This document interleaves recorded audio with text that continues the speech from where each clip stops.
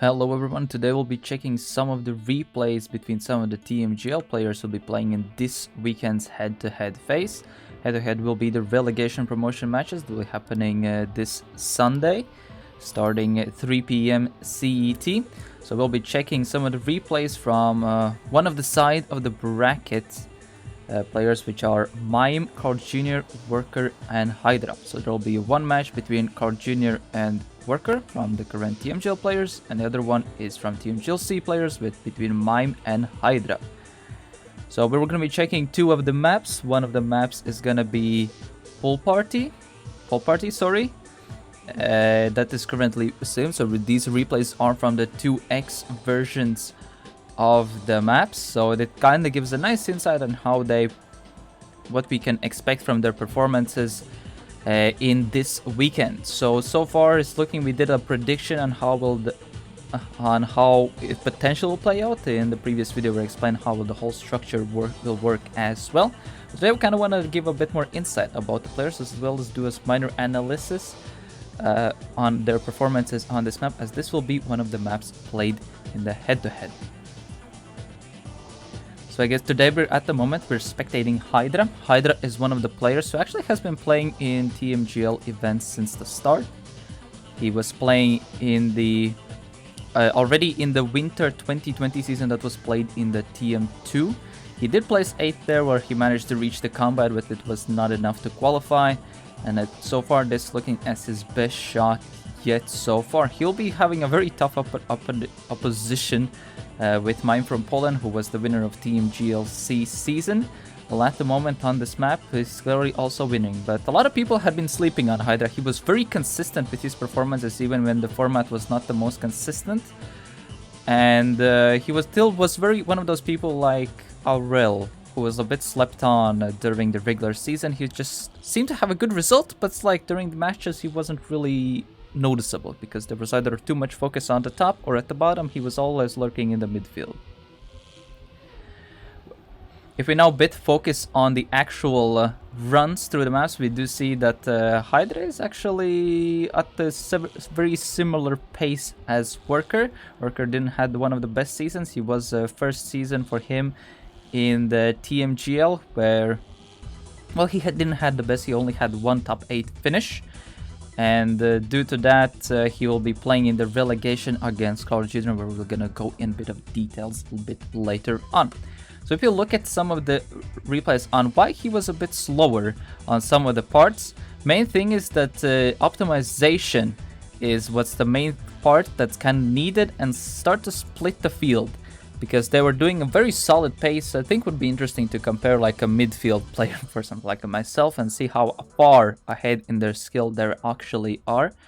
So after the cool story Bob part about the players' introduction, if you look at the players, all the time they're on a very similar pace together, but all the time Haedra is playing a relatively more safe. Just trying to have a very solid run through the map to get a consistent regu pace in. And due to that, he was always at the bottom, but still kind of there. And due to this kind of his playstyle, he managed to sit a very solid position in the league. And with this playstyle, it's going to be very difficult for him to beat Mime, as Mime is a very pace-based player. And due to that,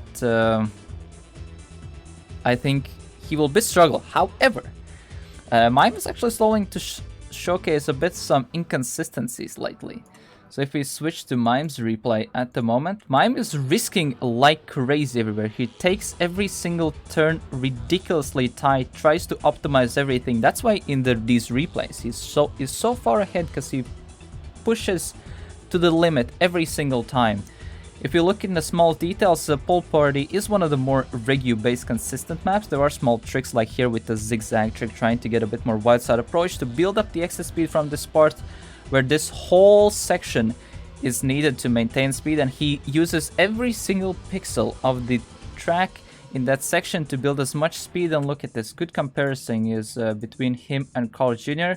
Look how far he's very close with CarlJr, and his optimization like that does push him. But this is a very risky type of play that, yes, it's good in a time attack based setting, but in the pressure between him and Haedra in the 1v1, For example, on a map like this, that's a very important pace-wise, where all of these minor time saves that allow to gain just the 0.1 can leave this such a huge difference is needed to risking.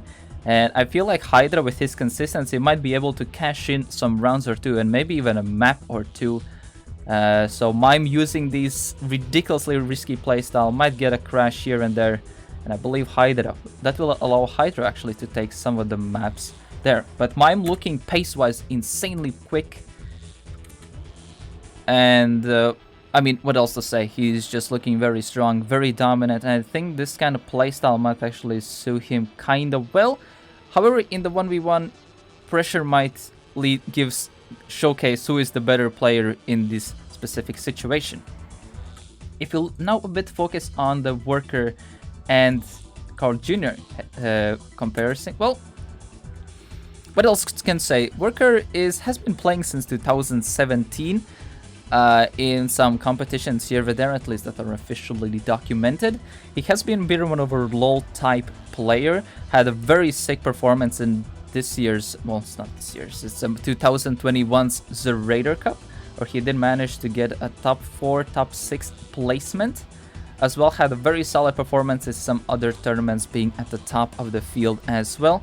He has a very risky playstyle, but lately this, when he's put in the same comparison or in the same competition at the very, very best of the game, it doesn't make it look like that he's always at the top, even though he's ridiculously skillful, and being in TMGL definitely can showcase that.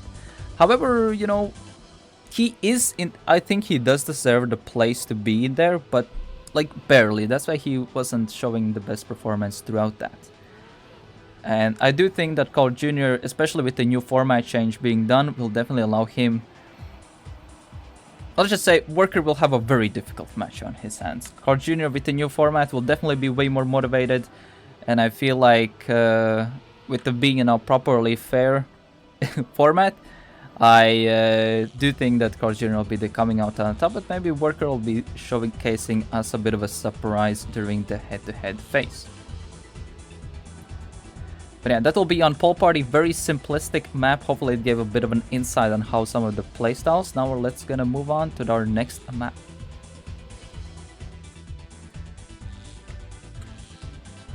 Alright, now we are on Launchpad. This time we'll sadly have only 3 ghosts to spectate, as Worker's ghost is not sadly available on this map, which is actually one thing on how the players prepare themselves on these kind of serious high-level tournaments. It's usually people do tend to hide their replays to showcase some of the better lines, or showcase their better pace, which is a bit of a trying to get in the head of their opponents, so when the match date comes, people don't really expect.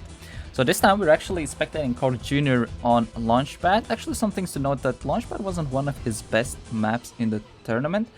Actually, the Quarter 3, Quarter 4 of 2021 wasn't the best year for CarlJr, to be honest, as well in terms of official tournament results.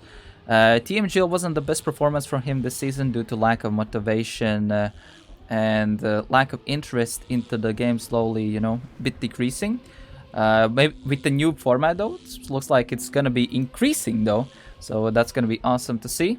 But yeah, CarlJr wasn't looking the best in the Quarter 3, Quarter 4 of this year. Previously, CarlJr is of course 4-time world champion now, winning ESWC in 2013-14, eRacer Cup in second eRacer Cup, third eRacer Cup as well, getting second place in Mania Planet World Cup, winning eRacer Cup in 2017, in 2018, placed third place in World Championship 2018 as well, losing to Tween and Kappa.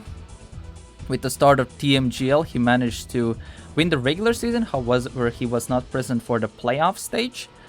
When the TMGL 2020 started, he did manage to win the regular season and on top of the playoffs, which was the only LAN playoffs for the TMGL season so far. Hopefully we'll see maybe TMGL more coming at LAN later on. As well, only second place in the eRacer Cup in 2020 in the new game, only losing to Gwen, but still always at the top of the game, always. But yeah, with the fall season, he did manage to win. He did only got second place in the steps, but first place in the playoffs as well. Always when it matters, he managed to come out on top.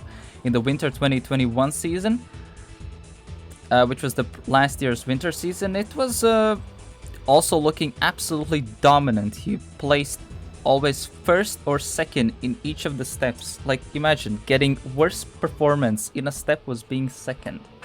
And then in the final, he also managed to win it. It was most successful TMGL season for him up to date. And then it started to go in a bit of a weird bubble. He did place second in Gamers Assembly this year. Then he did manage to win Solar Cup. He managed to win the World Championship. And then starting this Raider Cup, here's the proper downfall started. Like, he placed 7-8. He did play with Kenny and Bren, which was a bit of a more casual approach to the tournament. And then starting this season, he did place fourth in one of the steps and third in the other, but always around the midfield, so-called bubble player tier performance. And wasn't looking that great. And skipping out on the last step did manage to put him into the head-to-head where he will be playing. And due to that, yeah, he got sniped at the end by Spam in points and got put into 12th position. That's why he'll be playing against Worker in the head-to-head. So that's a bit of a rundown on CarlJr's previous performances. So far, this is looking like the not best period, but I do think with the new format coming, that will definitely be the motivation coming. Now, if you look at the proper map that's currently being played for 2 loops already, since CarlJr's portfolio is so big, in terms of high tier event results, as you see, his performance here is not being the best, even losing both to Haedra and Mime. So on this map, this was one of the maps where I think was the part of his motivation going a bit downwards, as the 2-lap version was played in the regular season time. So this was played starting around step 5, where, well, it was starting to not look the best. And he did manage to place only 12th in the step where this map started to appear. So definitely one of the maps that isn't looking the strongest on his side, but this map will be the one who will be played in the head-to-head phase. So Worker does not have a time on this map, as previously mentioned at the start of the map. So it's going to be quite difficult to predict on who will be the taker of this map, if this map will be played as well. If you look at the tiny details, most of the map, I want to say Pokemimes, but Mime's playstyle is very similar to the Pole Party, what he had, where he did just risks everything, goes for the smallest of details, and very similar playstyle to Gwen. But at the moment, he's still only getting more familiar with the high level tier of play, currently speaking of Mime. He does need to get a bit more experience, because usually trying to go for that ultra high risk lines will be giving that very fast times, also the top placements. However, maintaining that consistency will be the biggest struggle. And I do feel like even though his opponent, I think everyone looks very, let's just say, to Mime as like the next Gwen kind of thing, which I do actually believe that it will be the case.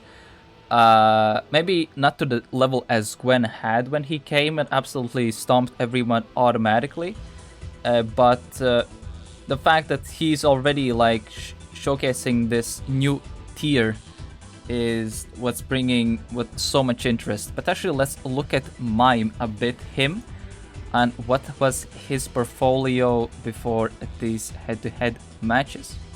So Mime isn't like a completely newcomer game. One of the streams he did comment that he has been playing for more than 7,000 hours so far, which is quite a bit of a playtime, but I feel like for some of the other Trackmania players, that's not too much, as most of the top level TM players have around 10,000 hours of playtime.